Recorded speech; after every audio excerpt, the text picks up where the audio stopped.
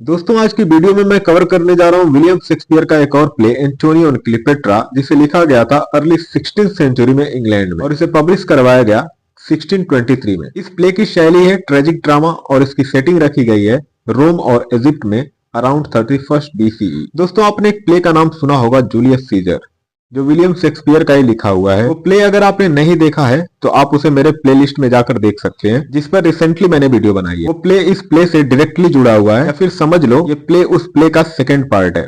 तो दोस्तों अब ज्यादा टाइम वेस्ट न करते हुए शुरू करते हैं आज की हमारी story Antonio and Cleopatra by William Shakespeare. Rome में जूलियस सीजर के मरने के बाद 3 लोग मिलकर शासन करते हैं। पहला सीजर का मित्र मार्क एंटोनी, दूसरा जूलियस सीजर का बेटा ऑक्टेवियस सीजर और तीसरा लेपिटस। ये तीनों मिलकर रोम में शासन करते हैं। एंटोनी इजिप्ट में जाकर अलेक्जेंड्रिया में रहने लगता है। वहाँ उसे इजिप्ट की रानी क्लियोपेट्रा से बेहद प्यार हो जाता है। एंटोनी का एक सिपाही यह सब देखता रहता है कि कैसे एंटोनी क्लियोपेट्रा के प्यार में पागल होता जा रहा है और अपने हाथों से रोम की बागडोर को जाने दे रहा है। एक दिन क्लियोपेट्रा एंटोनी से पूछता है कि तुम मुझे कितना प्यार करते हो। इसके जवाब में एंटोनी कहता है कि उसके प्यार को ना तो नापा जा सकता है और ना तोला जा सकता, क्योंकि उसके प्यार की सीमाएं नहीं है। वह उसे इस दुनिया में सबसे ज्यादा प्यार करता है। तभी एक दूत रोम से आता है और एक सूचना देने लगता है, लेकिन एंटोनी उसे बीच में रोक देता है और उसकी बेइज्जती करते हुए कहता है कि मैं अभी कुछ नहीं सुनना चाहता और ना ही मुझे रोम की परवाह है। अभी मैं सिर्फ अपनी महबूबा क्लियोपेट्रा से प्यार करना चाहता हूँ और उसके साथ समय व्यतीत करना चाहता हूँ। कुछ समय बाद रोम से एक दूत 2 सूचनाएं लेकर आता है। पहली सूचना कि उसकी पत्नी फुल्विया की मृत्यु हो गई है और दूसरी सूचना यह है कि पॉम्पी पर, जिसे जूलियस सीजर ने हराया था, उसका बेटा सेक्स्टस पॉम्पी अपनी सेना को बढ़ा रहा है और उससे अब रोम को खतरा है, क्योंकि वो बहुत शक्तिशाली होता जा रहा है। इसलिए एंटोनियो को ऑक्टेवियस ने वापस रोम बुलाया है।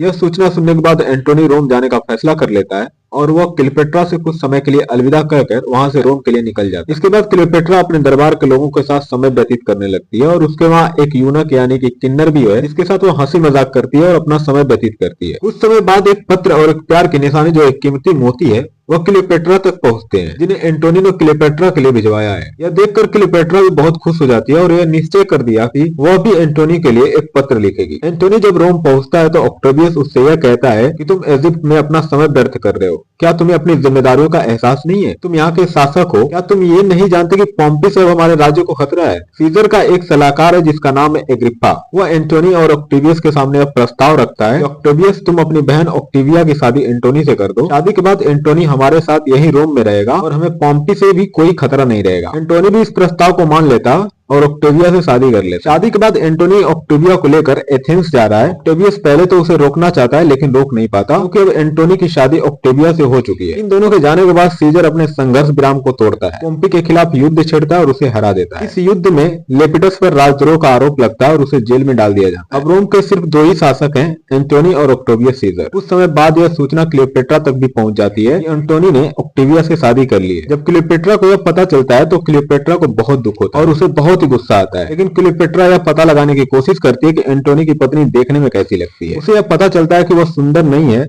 और ना ही एंटोनी उसे प्रेम करता है। यह जानकर क्लियोपेट्रा को थोड़ी संतुष्टि होती है। ऑक्टेवियस का व्यवहार एंटोनी के लिए बदल रहा है। इसकी शिकायत एंटोनी अपनी पत्नी से करती है। ऑक्टेविया इसके जवाब में कहती है कि मैं रोम जाकर अपने भाई से बात करूंगी कि वह ऐसा व्यवहार क्यों कर रहे हैं। ऑक्टेविया अपने भाई से बात करने के लिए रोम चली जाती है और एंटोनी अपनी महबूबा क्लियोपेट्रा के पास इजिप्ट चले जाते हैं। ऑक्टेविया भी रोम में देखती है कि उसके भाई ने एंटोनी के खिलाफ पूरी सेना को तैयार कर रखा है और लेपिटस पर अब्देद्रोह का आरोप लगाकर उसे शासन से हटा दिया गया है। अब रोम में सिर्फ 2 लोग ही शासन करते हैं, एंटोनी और ऑक्टेवियस। जब ऑक्टेवियस अपने भाई को रोकने की कोशिश करती है तो ऑक्टेवियस उसे बताता है कि एंटोनी ने उसे धोखा दे दिया है और वो अपनी प्रेमिका क्लियोपेट्रा के पास चला गया है, इसलिए अब उसके लिए कोई भी सहानुभूति नहीं दिखाई जाएगी। एंटोनी भी क्लियोपेट्रा के साथ मिलकर युद्ध की तैयारी कर रहा है और अपनी सेना की ताकत को बढ़ा रहा है। यह युद्ध समंदर के रास्ते से किया जाएगा, इसलिए जल सेना की तैयारी की जा रही है। एंटोनी अपने साथ क्लियोपेट्रा की सेना को भी ले लिया है। सभी युद्ध के लिए निकल जाते हैं, लेकिन क्लियोपेट्रा युद्ध के बीच से ही अपने सारे जहाजों को लेकर वापस लौट जाती है। एंटोनी क्लियोपेट्रा के प्यार में पूरी तरीके से पागल है। वो अपनी सेना को छोड़कर क्लियोपेट्रा के साथ वापस आ जाता है। बची हुई सेना को ऑक्टेवियस बहुत ही आसानी से हरा देता है और एंटोनी पर जीत पा लेता है। वापस आने के बाद एंटोनी क्लियोपेट्रा पर बहुत गुस्सा दिखाता है कि तुम्हारी वजह से मुझे हार का सामना करना पड़ा। अभी एक दूत क्लियोपेट्रा से यह कहता है कि तुम्हें ऑक्टेवियस से डरने की कोई जरूरत नहीं, वह तुम्हें कुछ नहीं कहेगा। बस वो तुमसे तो यह चाहता है कि तुम किसी भी तरह से एंटोनी को उनके हवाले कर दो। क्लियोपेट्रा इस बारे में सोच ही रही है कि एंटोनी वहां आ जाता है और उस दूत को मरवाने का आदेश देता है। उसे यह संदेह होता है कि उसकी प्रेमिका क्लियोपेट्रा उसे धोखा दे रही है और और वो अपने मन में यह भी सोचता है कि उसे अपना आत्मसमर्पण कर देना। क्लियोपेट्रा एंटोनी से बहुत ही ज्यादा गुस्सा है। क्लियोपेट्रा की एक सेविका चार्मियन क्लियोपेट्रा के सामने एक प्रस्ताव रखती है कि वह यह कहती है कि आप अपने मरने की गलत सूचना एंटोनी तक पहुंचा दो, जिससे एंटोनी को अपनी गलती का एहसास होगा और वह आपको माफ कर देगा। क्लियोपेट्रा इस प्रस्ताव को मान लेती है और इस योजना के मुताबिक चलने लगती है। यह सूचना एंटोनी को दे दी जाती है कि क्लियोपेट्रा की मृत्यु हो गई। वह इस दुख को सहन नहीं कर पाता और अपने मित्र एरोस से कहता है कि वह उसे मार दे, लेकिन एरोस ऐसा नहीं करता। इसके बाद एंटोनी अपने ही तलवार से खुद को घायल कर लेता है और वह पूरी तरह से तलवार नहीं मार पाता, इसलिए उसकी मृत्यु कुछ समय बाद होती है। लेकिन यह सब क्लियोपेट्रा की सेविका देख लेती है और आकर एंटोनी को यह बताती है कि आपने ये क्या कर लिया, अभी क्लियोपेट्रा की मृत्यु नहीं हुई है। यह सब तो आप दोनों को खुशी के साथ मिलाने के लिए किया गया। वह सेविका एंटोनी को क्लियोपेट्रा के पास लेकर जाती है। क्लियोपेट्रा एंटोनी को मरते हुए देख बहुत दुखी होती है। एंटोनी उससे कहता है कि तुम ऑक्टेवियस के साथ संधि कर लो या यहाँ से भाग जाओ, जिससे तुम्हारी जान बची रहे, लेकिन क्लियोपेट्रा इसे मना कर देती है। इसके बाद एंटोनी की मृत्यु क्लियोपेट्रा की बाहों में हो जाती है। ऑक्टेवियस अपने दो दूत प्रोक्यूलियस और गैलस को क्लियोपेट्रा के पास भेजता है। वह दूत यह सूचना लेकर आते हैं कि क्लियोपेट्रा को कोई भी खतरा नहीं, वह आत्महत्या ना करे,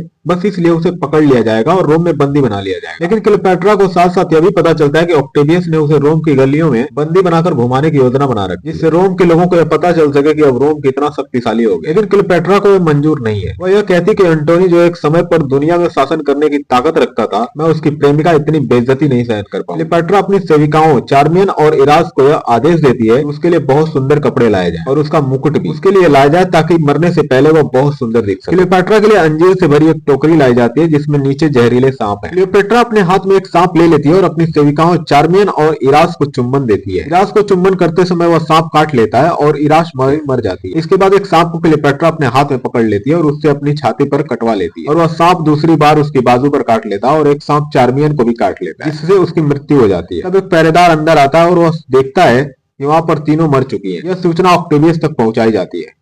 ऑक्टेवियस कहता है कि एंटोनी की तरह क्लियोपेट्रा भी एक बहादुर लड़की है, इसलिए उसे एंटोनी की कब्र के पास ही दफनाया जाएगा और क्लियोपेट्रा को पूरे सम्मान के साथ मैं अपनी पूरी सेना के साथ विदा करूंगा। इसी के साथ यह कहानी समाप्त हो जाती है। दोस्तों, आपको अगर ये कहानी अच्छी लगी हो तो इस वीडियो को लाइक शेयर और सब्सक्राइब करना मत भूलिएगा। Thank you so much.